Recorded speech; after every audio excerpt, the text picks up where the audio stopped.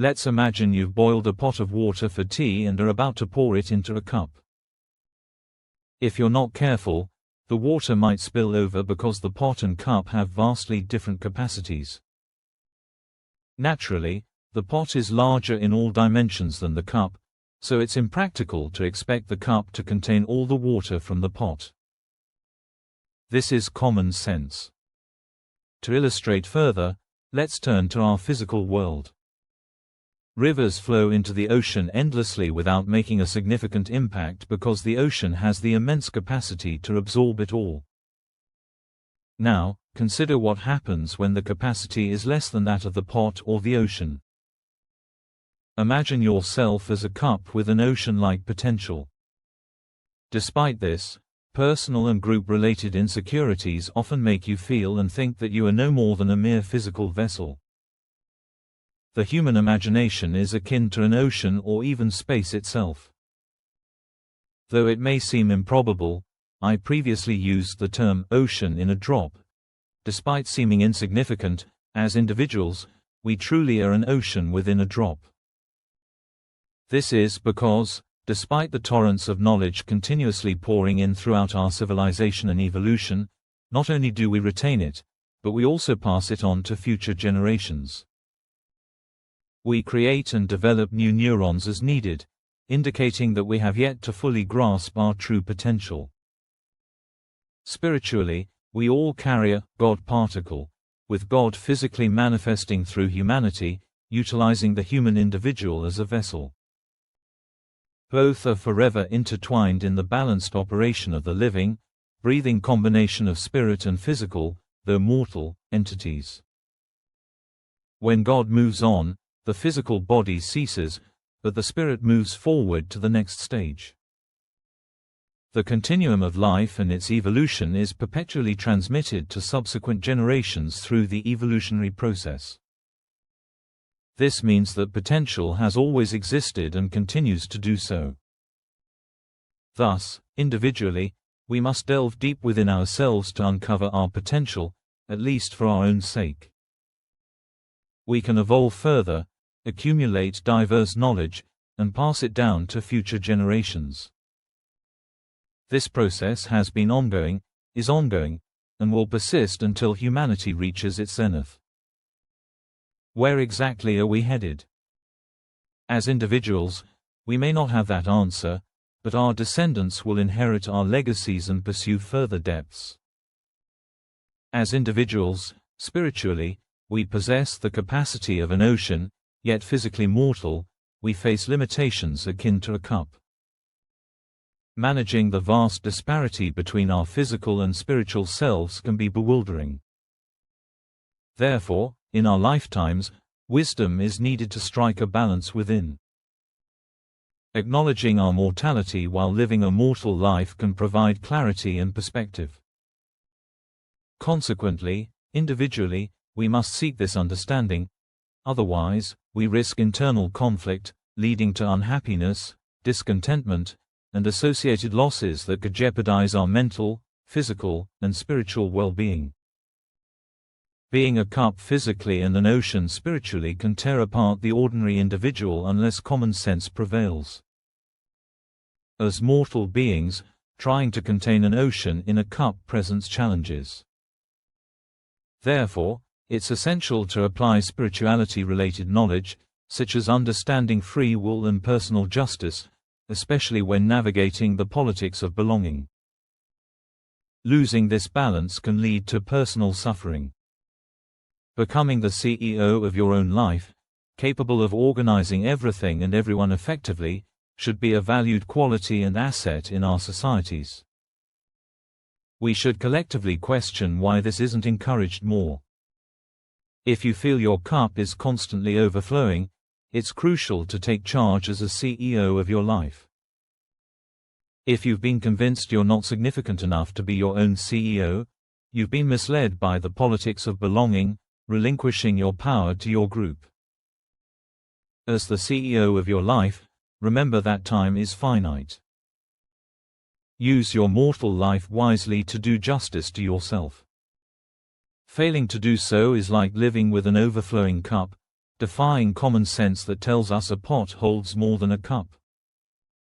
By overextending ourselves, hoping to live forever and assuming godlike roles, we neglect our mortality and create unnecessary stress, despite holding the key to balance within ourselves. Allowing desires to outweigh efforts leads to self-imposed chaos. Such paths can rob us of happiness and contentment, which is unwise for mortals. By maintaining a spiritual perspective alongside our mortal nature, we can align our thoughts. Achieving comfort in our own skin can be challenging in today's world, given our blessed free will and sense of personal justice, often overshadowed by the powerful influence of group politics. Failure to utilize these spiritual insights makes mortality difficult to grasp. Conflicting personal desires with group politics can result in self-criticism, revealing the formidable influence of group identity. Religions and nationalisms, founded upon and perpetuated by such group affiliations, continue to fuel prejudice and discrimination worldwide, despite our shared humanity. Yet, within each of us resides a fundamental decency. Conflict often arises when personal convictions clash with group affiliations, even among the educated, compromising spiritual principles. Without a strong personality, individuals may favor group loyalty over spiritual integrity. However, strengthening our spiritual side to honor free will and personal justice requires introspective self-management. Until we transcend group politics and prioritize human unity, these differences will persist. Our spiritual side continually urges us towards honesty, truth, and freedom from political agendas. Internal conflicts and self-doubt can be tormenting. Ignoring this inner turmoil risks physical, mental, emotional, and spiritual health. Therefore, self-understanding is crucial. Genetically, we're designed to make choices, making personal responsibility integral to our lives. To attain wisdom, one must truly become the CEO of their life. Although groups may oppose individuals asserting freedom, personal growth demands reclaiming autonomy. Surrendering personal liberties for false security contradicts our mortal reality, ultimately risking a life spent accumulating without fulfillment. Remember, your life is your project, and you are its manager. You can either conform to the system or live fully as an individual. God did not create us as mere parts of a machine. Our free will allows us to decide. Despite external influences, reciprocation and personal justice remain essential aspects of life's journey. Security and comfort arise naturally when we give and receive. Hoarding beyond necessity neglects balance, the key to justice for oneself, God, and others. Unfortunately, societal inclinations often sacrifice individual liberties for collective gains, ignoring the principles of justice. As individuals, we can live exclusively for ourselves, neglecting reciprocal responsibilities. Despite knowing God and community, personal injustices leave lasting scars. Strengthening oneself against the complexities of reciprocity requires assertiveness and resilience. Balancing our limited time on Earth isn't easy, but it's essential. Understanding our mortal nature, free will, and the politics of belonging is crucial. Compliance with personal justice creates internal balance. Without it, the root of our problems lies within. Understanding how to live comfortably in our mortal skin hinges on reciprocity. It's challenging to balance life's demands, especially when religious rituals and traditions overshadow familial bonds. Elevating religious rules above family needs reflects the overpowering influence of belonging politics. Choosing religious doctrines over familial love signals the grip of group identity.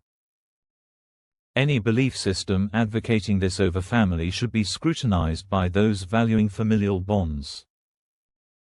In the journey of a mortal being, everything has its place, and balance is paramount.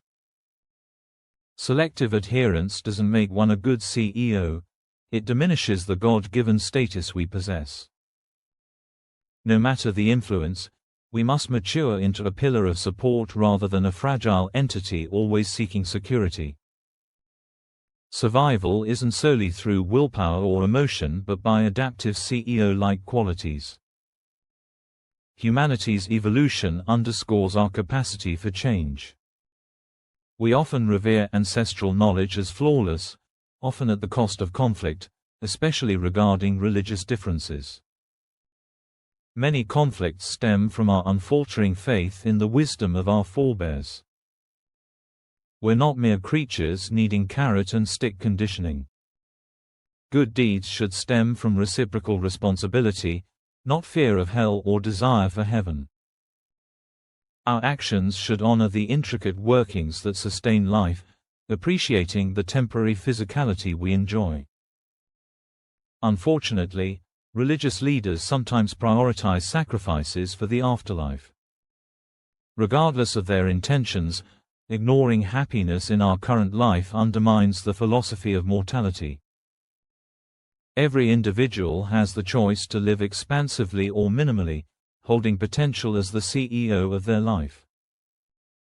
Political leaders, whether racial, gendered, religious, or national, often diminish individual significance for mass control. Would you surrender your innate CEO status to another human? Continually questioning ourselves guides us toward fulfilling our true potential as intended by a higher power. Remember, we are more than just physical bodies, we transcend mere existence. Treating ourselves as animals, subjected to external control, is misguided. Society's rules shouldn't compel us, self-regulation prevails beyond mere policing. However, some exploit weak regulations, perpetuating societal dysfunction.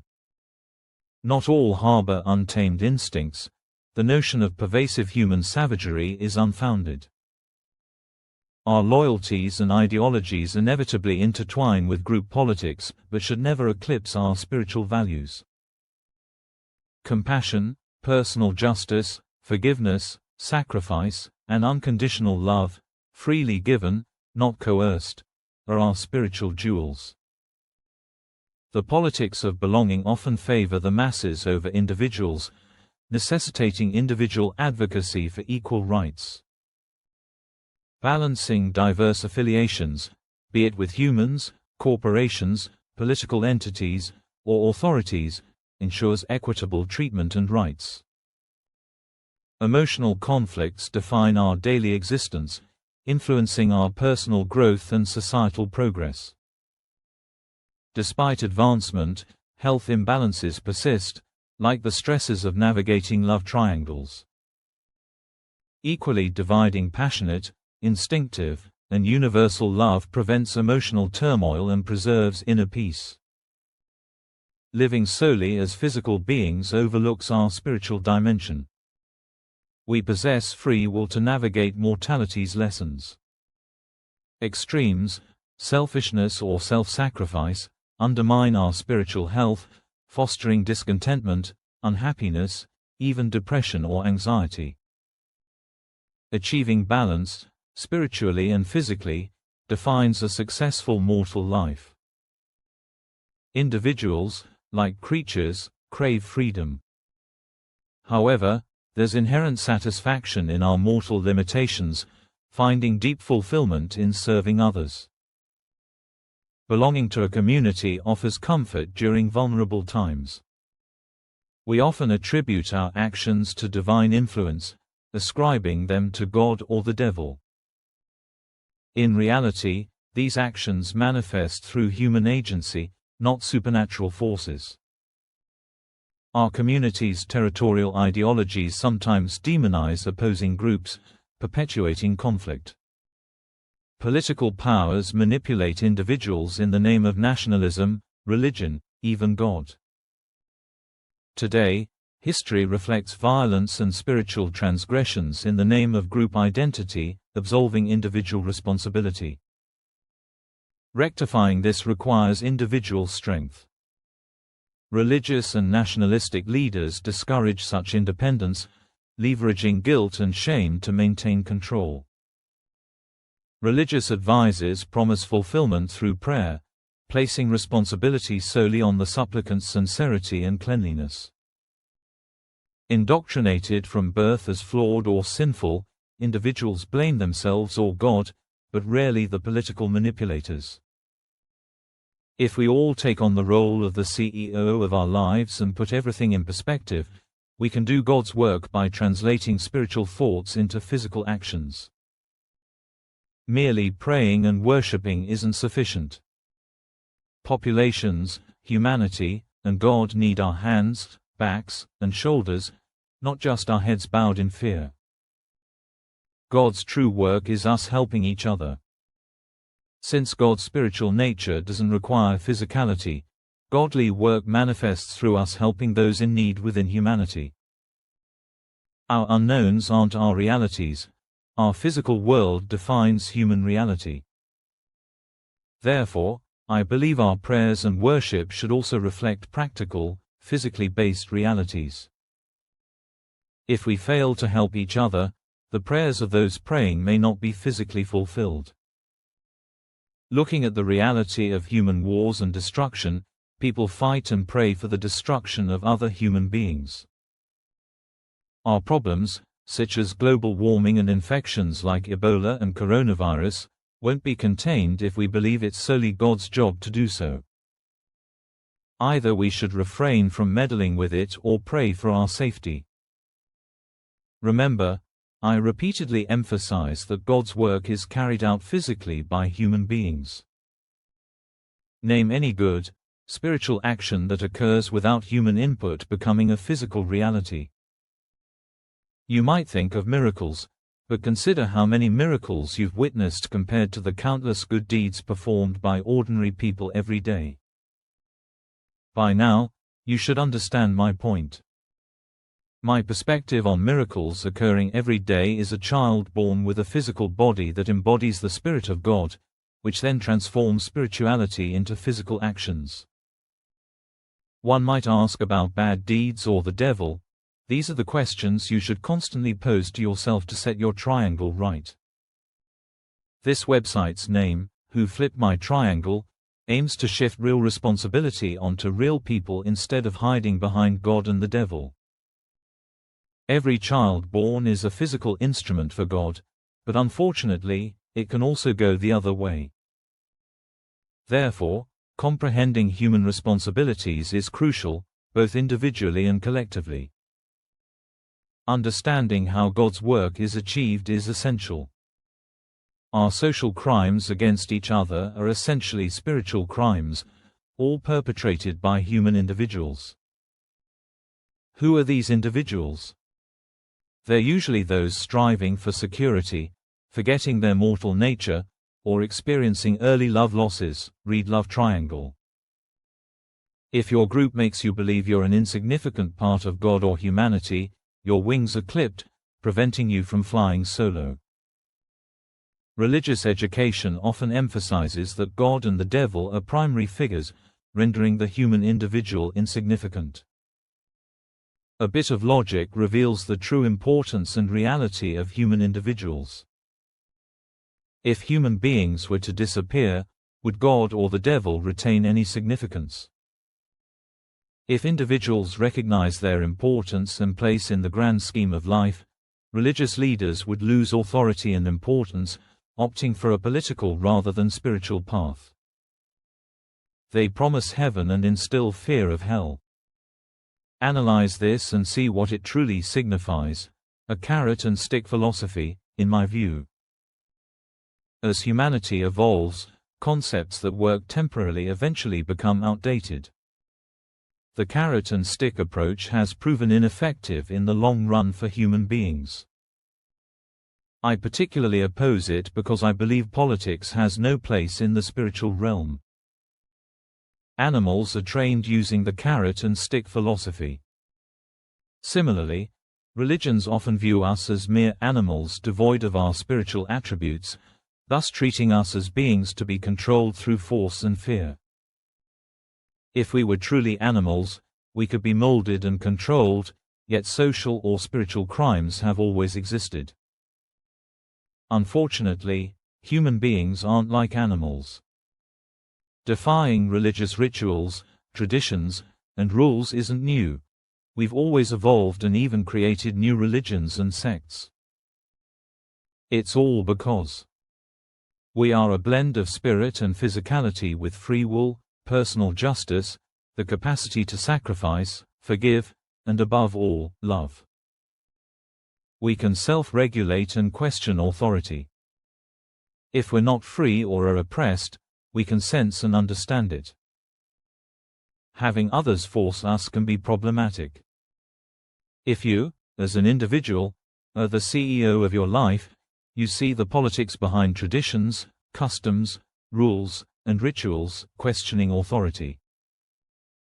In the past, this was a serious crime, but today, equal human rights have ushered in an era where religious beliefs take a backseat to equality. Extremists resort to extreme measures, inciting religious wars to maintain the relevance of religions. They ensure educated, liberal-minded people remain insecure, encouraging adherence to group ideologies. Humanity remains divided in over 200 ways, yet from a spiritual and scientific viewpoint, our group politics simply don't make sense.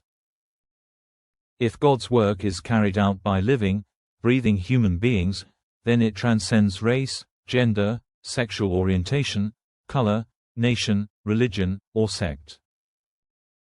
Every living, breathing human being is part of God, and we cannot kill each other in the name of God.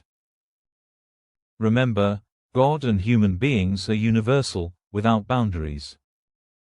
Even archenemies use drugs invented by individuals from opposing groups merely to survive, yet they fail to acknowledge or appreciate them due to belonging to different groups.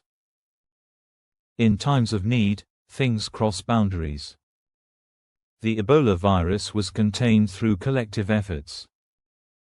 The space station is another example, and today, global warming and coronavirus demand collective attention.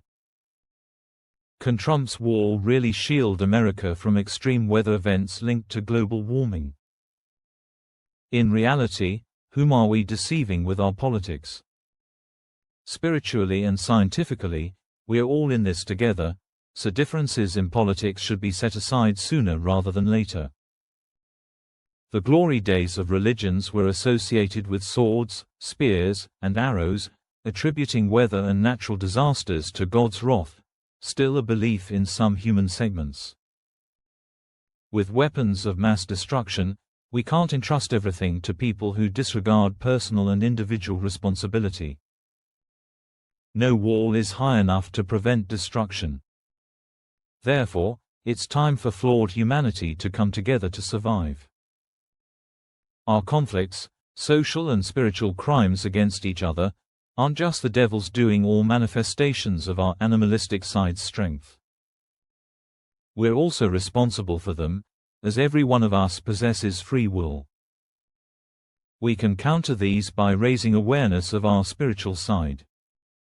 Our evolution, civilization, and progress should aid us, but all kinds of politics hinder us.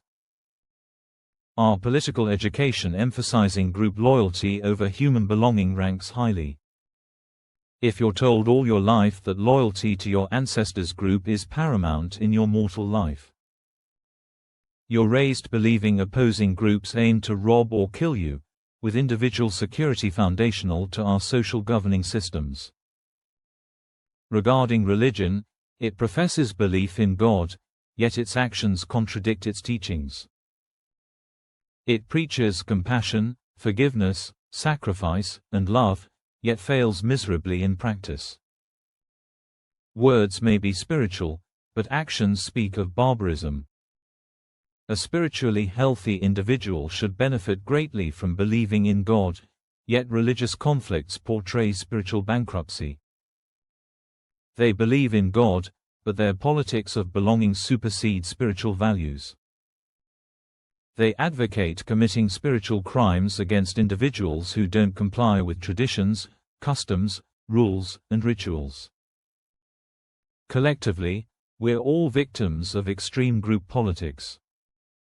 As I've said, every child born in the world arrives with a fully functional body, hands, backs, and shoulders to give physical life to a spiritual God. Regrettably, we destroy these helpers, prideful that we're killing them in God's name. Consider with common sense, why would God instruct us to kill people in His name? We aren't genetically programmed to kill each other. Proof lies in our free will. If God controlled us, we couldn't commit any crime, let alone spiritual ones. Understanding ourselves as human beings involves understanding our capacity and potential. As CEOs, we mustn't forget our mortality in our brief time on Earth. Reciprocation should underpin our foundational philosophy, not the carrot and stick approach.